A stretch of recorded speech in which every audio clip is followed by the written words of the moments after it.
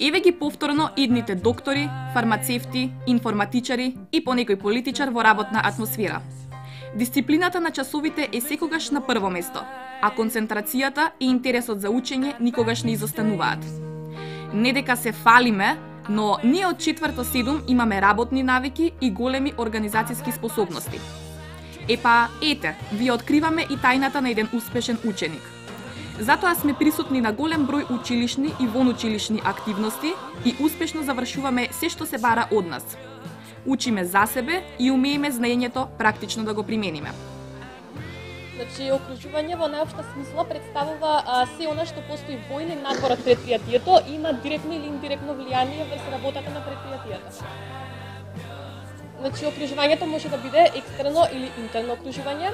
Значи, во екстерно окружување спаѓаат сите оние фактори кои што се надвор од претпријатието и имаат директно или индиректно влијание врз работата на претпријатието.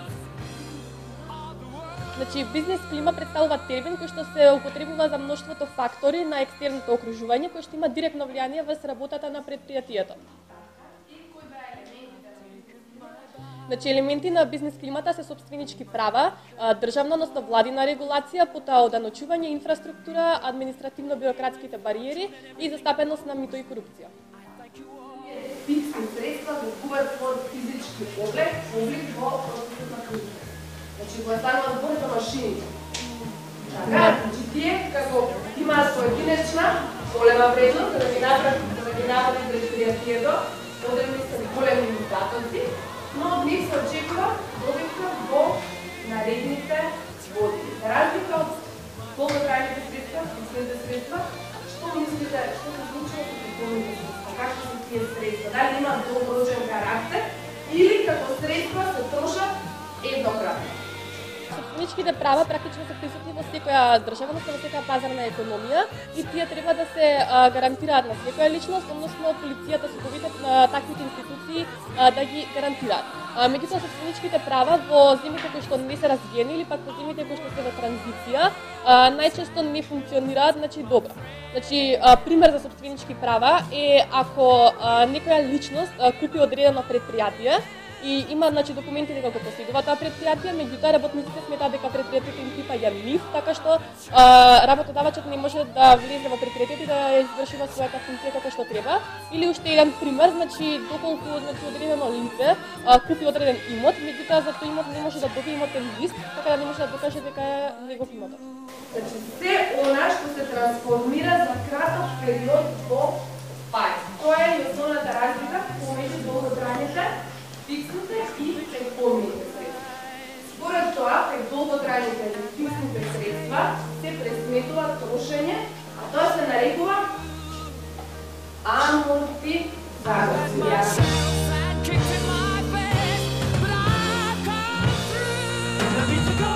Девитамин. Како го нарекуваме? Зашто ни е потребен девитамин?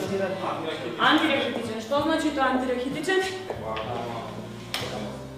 Помага за да не се јави ракетис, односно дава црстина на коските. Така, значи влијае врз црстината на коските. Ни помага да се обноват коските. Дали може да имаме хипервитаминоза? Да. Што е хипервитаминоза, дечки? Повели дека се вписува поголема прекомерна количество на одреден вид на витамин, сеако витаминоза, наспроти хипервитаминоза, која намалена количество на некој одреден тип на витамин. Така. И од кој немаме хипервитаминоза? Од кој од витамините? Б витаминот? С. А каде може да ги најдеме? Можеме еден по еден? Во кој овошја за енчуци, тоест во кои производи може да конзумирајќи ги добиеме во нашиот организам? Почнуваме со витамините? Ајде, повели. Да? Витаминот С има во селата, од овошјата гледаме во најмногу во јаболкото, во тоцокот, во лимонот. Сега тоа зборуваме овоше јаболки имаме во Македонија, па можеме да го видиме. Што е тоа што го има во Македонија, што е типично и во него има цефтин најдеш. И тоа која е типа? Црвена или? Зелена. А во црвената, црвено што реков, црвено, портокалово, витамин? А зашто ни е теп неопходен? Витамината? За подобар вид. Ако имаме хиповитаминоза, или авитаминоза, пардон, само да, но светла, што е тоа? Това не може да се гледа во комисија на малко. А каде може да најдеме витамина?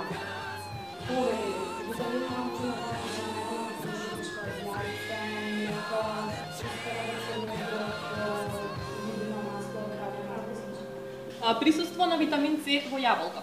Значи, како што знаете до сега, витаминот С уште се нарекува аскорбинска киселина. Главни извори на витамин С се свежото овошје и зеленчук. Особено е застапен витаминот С во агрумите, односно лимон, портокал, актинидија, меѓутоа доста богати со витамин С се портокалот, рибизли, шипинки и слично. Сега практично да демонстрираме присуството на витамин С во јаболка. За таа цел се зема 10 грама од плодот, односно од јаболкото. Сега во лабораториски услови, значи плодовите се мерат на техничка вага, меѓутоа вака во теренски услови количината на плодот се одредува визуелно. Потоа плодот се гмече.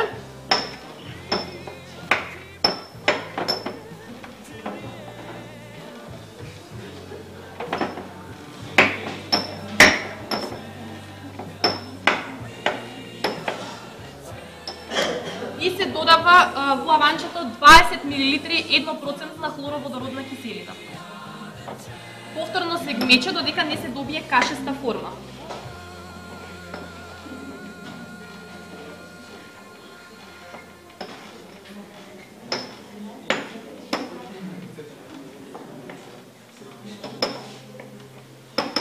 Очекувате ли во цей витамин да има боевоката? И сега вака се префрла во одмерна колба од 100 мл. Значи целата смеса.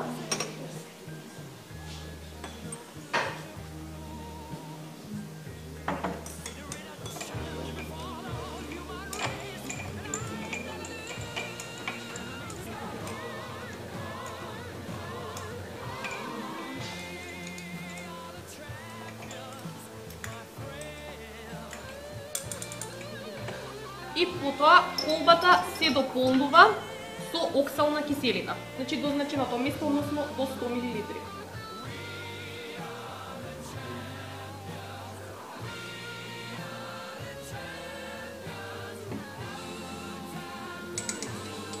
Потоа колбата се затвара, се промешува и се остава да остои околу 10 минути. Значи, витаминот С во хемиски поглед представува дериват на елголонската киселина. Аскорбинската киселина е неопходна за синтеза на колаген во мезенхимските ткива, меѓутоа исто така помага и при зацврстување на коските, рскавиците и зъбите. Ресорбцијата на аскорбинската киселина се случува по пат на проста дифузија во речиси целата должина на гастроинтестиналниот тракт. Во крвта аскорбинската киселина делумно се наоѓа во слободна форма, а делумно е врзана со протеините.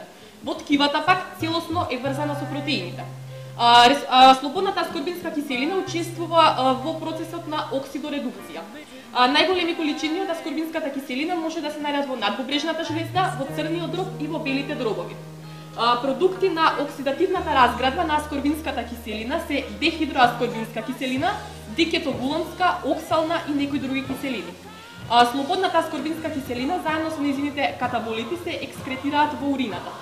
Значи, во хемиски катализираните редокс процеси, аскорбинската киселина учествува како донатор на водород.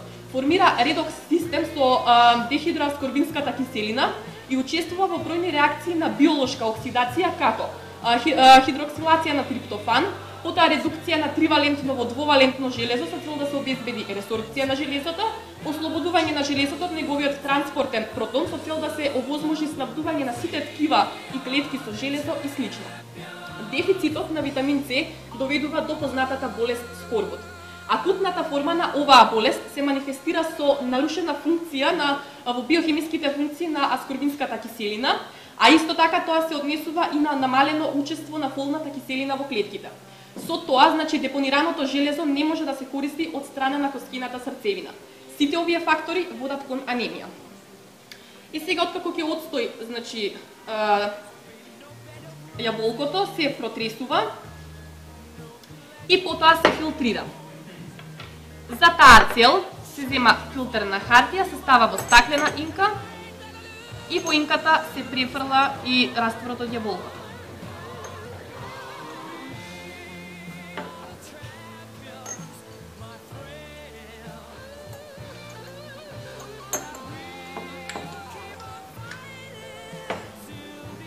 И сега од добиениот бистар филтрат се земаат 10 мл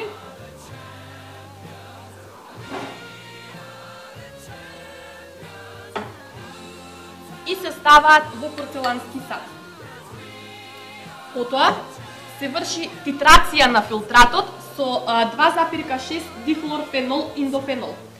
Значи, титрацијата се врши додека не се добие слабо розево обојување на филтратот. Значи, што од самиот почеток ќе се појават розеви кругови, меѓутоа тие веднаш исчезнуваат. Значи, се титрира додека розевата боја не се задржи.